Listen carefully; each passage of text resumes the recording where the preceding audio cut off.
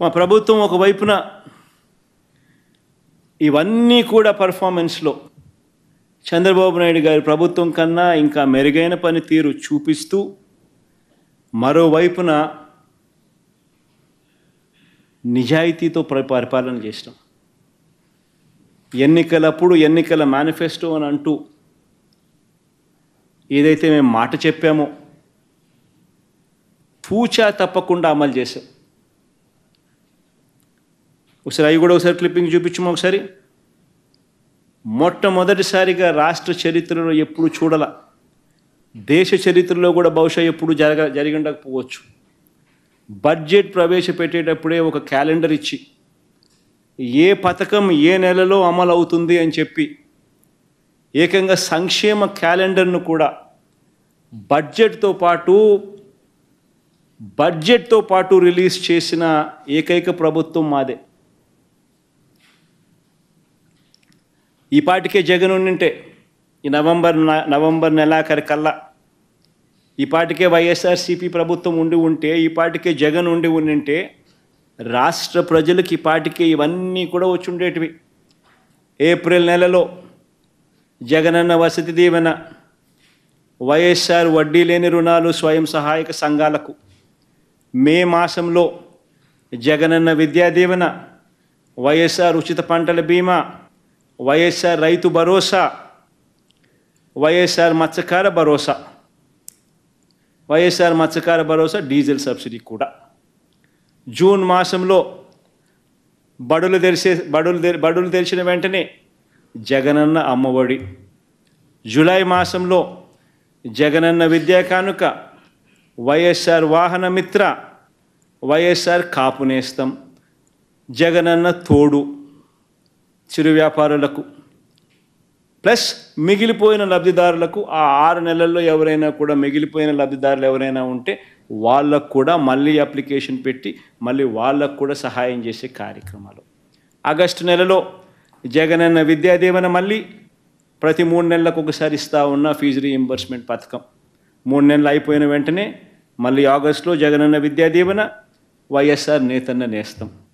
September మాసంలో వైఎస్ఆర్ చేయూత, October మాసంలో మళ్ళీ వైఎస్ఆర్ రైతు భరోసా 2వ విడత, నవంబర్ మాసంలో జగనన్న విద్యా దీవెన, వైఎస్ఆర్ సున్నా వడ్డీ రుణాలు రైతులకు. ఈ పాటికి ఇవన్నీ కూడా అయిపోయిండాయి. జగనే ఉండింటే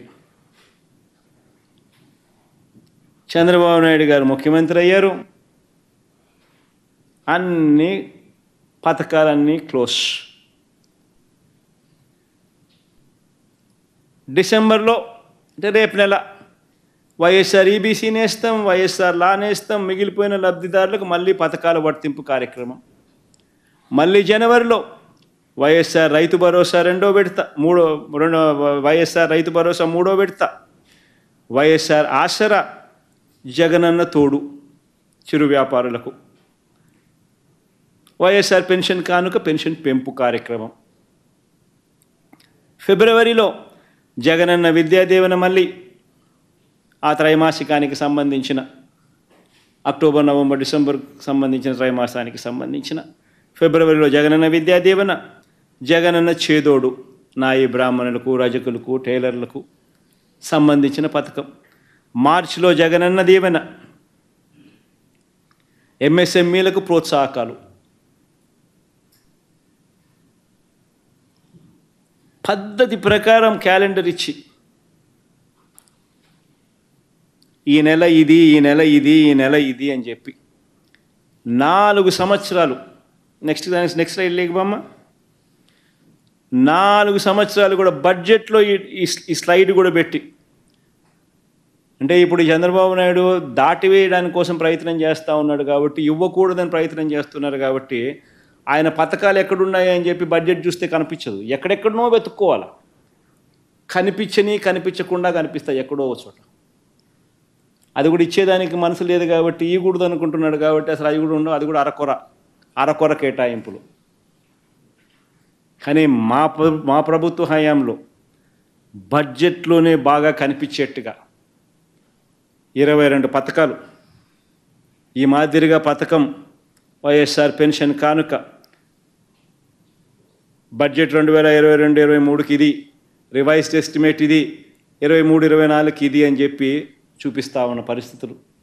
ప్రతి బడ్జెట్లోనూ వైఎస్ఆర్ పెన్షన్ కానుక, వైఎస్ఆర్ రైతు భరోసా, వైఎస్ఆర్ పెన్షన్ కానుక, వైఎస్ఆర్ రైతు భరోసా, జగనన్న విద్యా దీవెన, జగనన్న వసతి దీవెన, వైఎస్ఆర్ ఇన్సూరెన్స్ ఉచిత పంటల బీమా, YSR interest free loans self help గ్రూప్స్కు, YSR interest free loans urban self help గ్రూప్స్కు, వైఎస్ఆర్ ఇంట్రెస్ట్ ఫ్రీ లోన్స్ ఫార్మర్లకు, వైఎస్ఆర్ కాపు నేస్తం, వైఎస్ఆర్ జగనన్న చేదోడు, వైఎస్ఆర్ వాహనమిత్ర, వైఎస్ఆర్ నేతన్న నేస్తం, వైఎస్ఆర్ మత్స్యకార భరోసా, డీజిల్ సబ్సిడీ టు ఫిషర్మెన్ వాళ్ళ బోట్లకు, ఎక్స్గ్రేషియా టు ఫార్మర్స్, లా నేస్తం, జగనన్న తోడు, ఈబీసీ నేస్తం, వైఎస్ఆర్ కళ్యాణమస్తు, వైఎస్ఆర్ ఆసరా, వైఎస్ఆర్ చేయూత, అమ్మఒడి, జగనన్న అమ్మఒడి.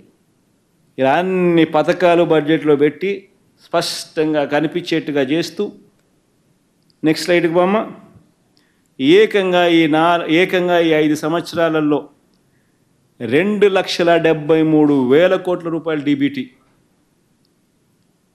2,73,000 కోట్ల రూపాయలు డీబీటీ. బెనిఫిషరీస్ని గారు జూమ్ చేయమ్మా. జగనన్న అమ్మఒడి బెనిఫిషరీస్ 44,48,865 మంది. ఇచ్చిన సొమ్ము 26,067 కోట్ల రూపాయలు. జగనన్న వసతి దీవెన 25,17,245 మంది బెనిఫిషరీస్. ఇచ్చిన సొమ్ము 4,275 కోట్లు. జగనన్న విద్యా దీవెన 29,65,930 మంది బెనిఫిషరీస్.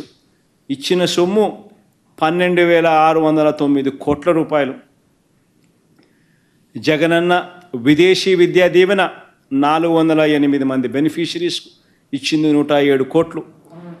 వైఎస్ఆర్ రైతు భరోసా కింద 53,58,000 మంది రైతులకు ఇచ్చింది 34,378 కోట్లు. వైఎస్ఆర్ సున్నా వడ్డీ పంట రుణాలు 84,66,217 మంది బెనిఫిషరీసు, ఇచ్చింది 2,050.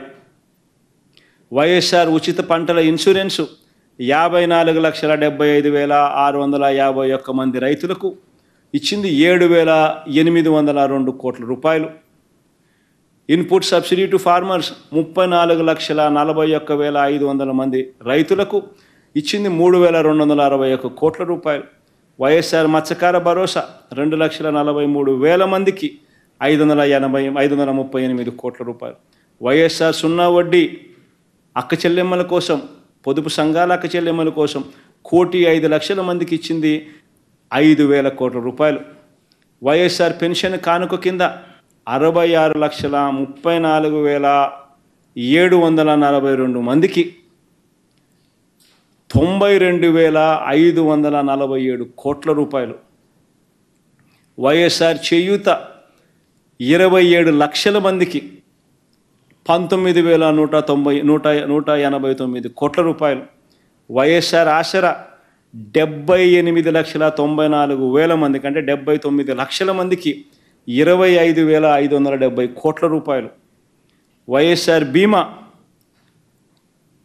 103,171 మందికి 1,848 కోట్లు. వైఎస్ఆర్ కాపు నేస్తం 3,58,613 మందికి 2,029 కోట్లు. వైఎస్ఆర్ నేతన్న నేస్తం 82,000 మందికి 982 కోట్లు. జగనన్న చేదోడు అంటే రజకులు, టైలర్లు, నాయి బ్రాహ్మణులకు 3,37,000 మందికి 1,260 కోట్లు. కొంచెం సైజు పెంచాలి. వైఎస్ఆర్ లా నేస్తం 5,781 మందికి 41.52 కోట్లు. వైఎస్ఆర్ వాహనమిత్ర 2,76,368 మందికి 1,300 కోట్లు. వైఎస్ఆర్ ఆరోగ్య ఆసరా 23,28,800 మందికి 1,390 కోట్లు. ఎంఎస్ఎంఈ రీస్టార్ట్ 23,236 మందికి 2,086 కోట్లు. అగ్రిగోల్డ్ బాధితులకు 10,40,000 మందికి 905 కోట్లు. అర్చకులకు, ఇమాములకు, మౌజములకు, పాస్టర్లకు 77,290 మందికి 37 కోట్లు. కోవిడ్ అసిస్టెన్స్, వైట్ కార్డ్ హోల్డర్లు కోవిడ్ అసిస్టెన్స్ 1,35,00,000 మందికి 1,350 కోట్లు స్పెషల్ అసిస్టెన్స్. ఈబీసీ నేస్తం 4,95,269 మందికి 1,876 కోట్లు.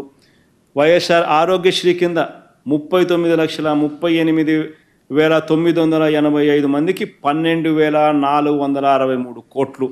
వైఎస్ఆర్ కళ్యాణమస్తు షాదీ తోఫా 56,194 మందికి 427 కోట్లు.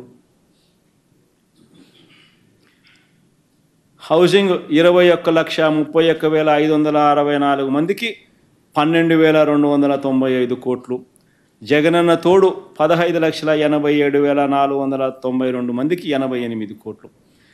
ఏకంగా బెనిఫిషరీస్ను 8,70,6,898 మంది, మల్టిపుల్ 2,73,756 కోట్లు.